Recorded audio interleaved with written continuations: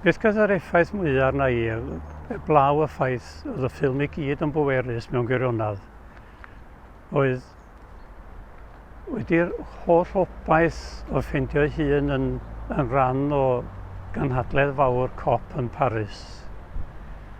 Ac mewn llawn gobeithion y bydda pethau'n gwella i'w sefyllfa fo'n adran i gartre.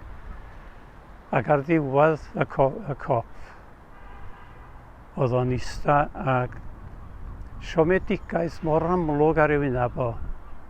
Oedd o'n anghredadwy a deud y gwir, y teimlad oedd o'n deimlo bod rhain ddim ond wedi bod yn chwarae gêm mewn gwirionadd efo beth mor ofnadwy ac ar argyfwng oedd nhw ddioddau yn Kenya.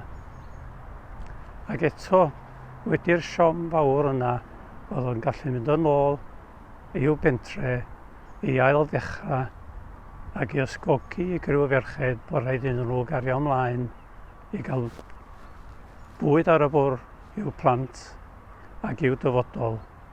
Ac yn mynd i dweud, does neb yn mynd i rei bai arna i am beidio trio. O'n i'n meddwl bod hwnna'n dweud y cwpl a dweud y gwir. Yn dweud na bod pawb arall wedi bod yn y cop ddim wedi trio.